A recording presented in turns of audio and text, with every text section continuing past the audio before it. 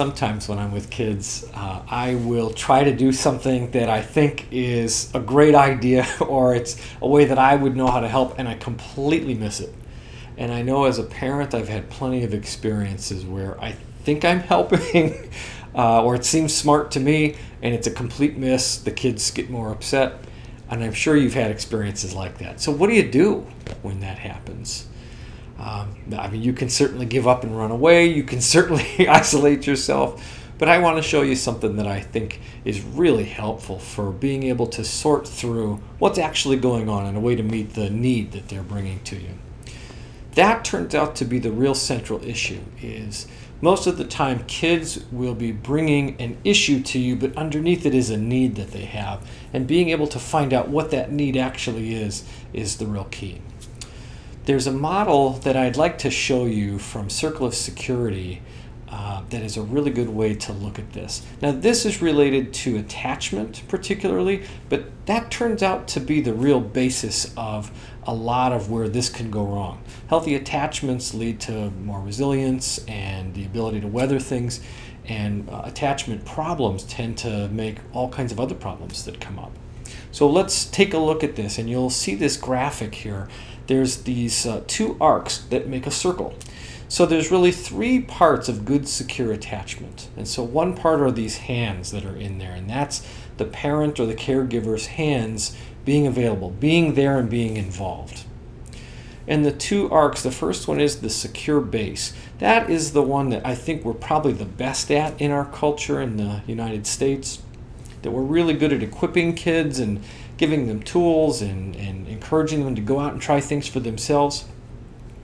And this is where they want you, as you follow that arc, they want you to watch them and delight in them and help and problem solve and enjoy that process with them. And then at some point that circle comes back around, and then they need a safe haven. And in the safe haven, they're asking for your comfort and your protection. They do still want you to delight in them, but they also need you to organize their feelings and experiences. And those two arcs are a way to look at two different kinds of needs. Are your kids coming to you needing problem solving and equipping and wanting to get out there and try things? Or are they coming to you needing comfort and some repair and beginning to organize their feelings with them? So that will help you just to know kind of where to go next. We're not going to focus on the secure base part today. We're going to focus on the safe haven part, and particularly on organizing feelings. Organizing feelings is a really great way to help kids make sense of their experience. And it's something that it's hard and uncommon for us to do. We're really not used to it in our culture. So let's spend a little bit of time just looking at that and what that means. Organizing feelings, if you think about it, if I come into a chaotic room, maybe there's laundry all over the place or books everywhere, I am going to probably look for something to anchor myself to, some point to begin. Because if I'm just taking it all in at once, it's overwhelming and it's too much. So kids have the same experience. In the feelings they have and the experiences they have, a lot of times it's chaotic, it feels like too much for them, and they need someone to help them find a place to begin, to just sort these blocks and sort of stack them all back up in an order that makes some sense. It's not problem solving. You don't have to solve the problem in this mode. You're just helping them make sense of the experience. Problem solving is different. That's more secure base. This is more safe haven kind of stuff. If you think about how you would do that, it really is just matching yourself to them. So matching your facial expression, matching the body language, matching the tone, maybe even your breathing. And in play therapy, we do this all the time. This is a very common thing. So if a child is really frustrated and having a hard time with something and they're saying, I'll just never be able to do it, I'm making sure I'm not disparate from them. I'm not saying, you'll just never be able to do it. That would just be a mismatch. They're going to feel like I don't get it or I'm being dismissive. I'm going to match them and say, sometimes you just feel like you can't do it. This is hard. I'm going to do something, even if my words don't match exactly. The tone will match or my body language will match, Because I think for many kids, they are sending this signal out, just like echolocation that bats and dolphins use. And they are trying to make sense of the world. And if what they're getting back doesn't match, then they just can't receive it. It's almost as if, well, you don't hear me, so let me turn it up louder for you so you do. So it's important to match what they're saying, even if the words are slightly different. It turns out that this matching actually is a bigger deal than we thought originally, and that was shown in what's known as the still face experiment by a guy named Dr. Edward Tronick. And I want to show you a couple of clips from the video of this test.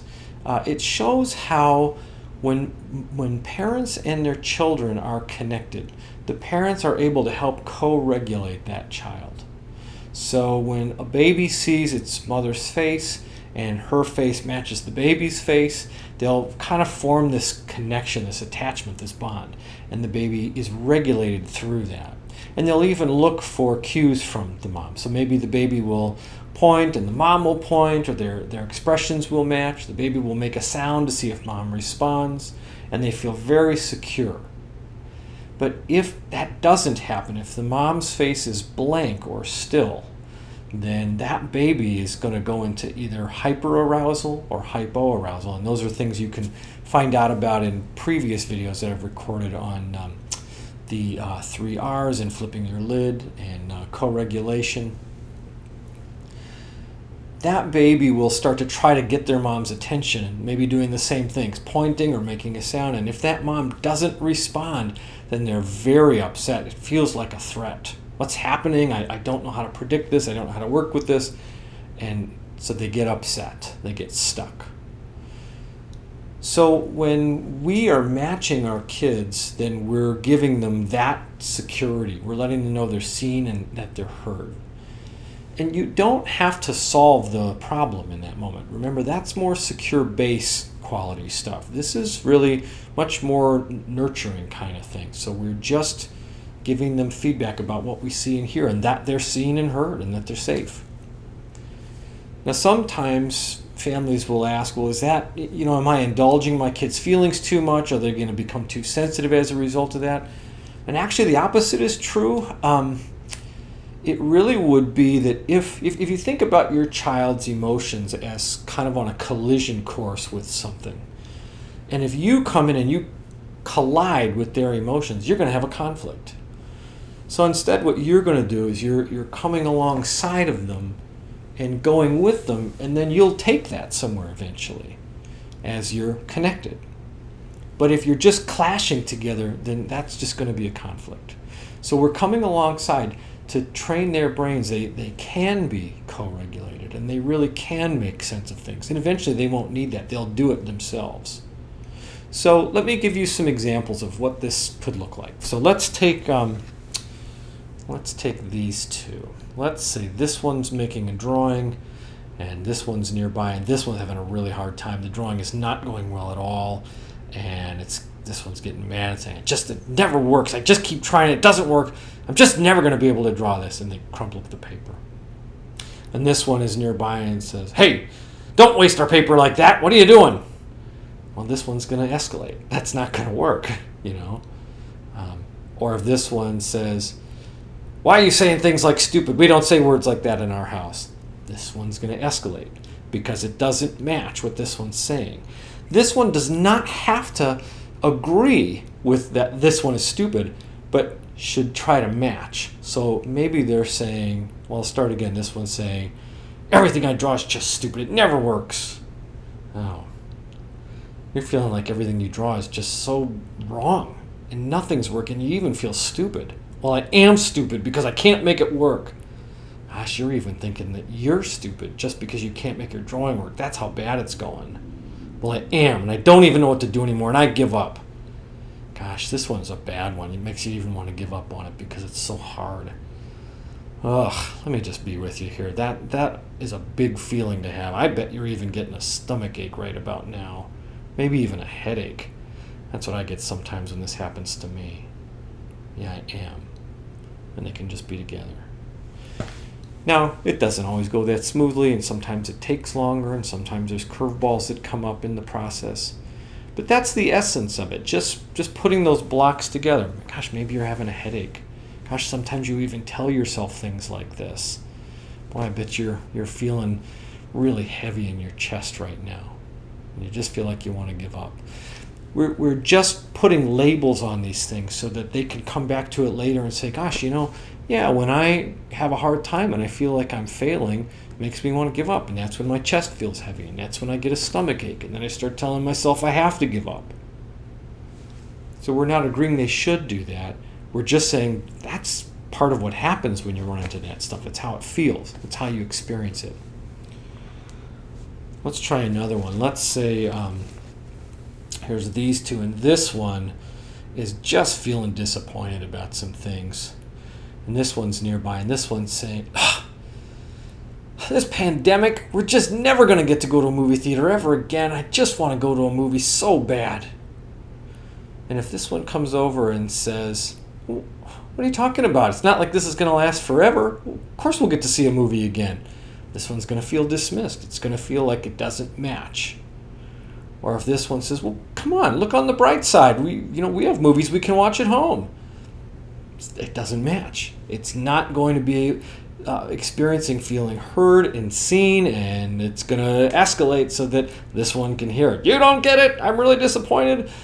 So it's going to have to match it and say, this one's saying, we'll just never get to see a movie. I just don't know what to do. And this one's saying, yeah, sounds like you're thinking this is going to last a long time. And that's making you think we'll never get to go. Well, that is what I think. I don't think we'll ever get to go. Gosh, if I felt like that, I think, yeah, I'd be feeling down. And I'd really want to try to predict what's going to happen and when I ever could. But then I'd decide I probably couldn't. Well, that is what I'm doing. Yeah, that feels bad when you do that. I know that feeling. You do? Yeah. Let's be together. I'm wondering if you're even having a stomach ache right now. I get that sometimes when I start thinking that way. Well, I do. Okay, come here. And maybe then this one can get some comfort. So just beginning to organize the thoughts and the experiences and the feelings going on, giving it a label, giving it some names. It doesn't have to be solved. Solving is for a different thing. That's when they're wanting to be equipped and to go out and try things. That one's not looking to try things. That one's discouraged and needs some comfort and needs to have their experience organized. I hope that is helpful. I hope that you'll be able to try that out. It does take some practice. It's an unnatural way of doing it if you haven't done that before. So give it a try.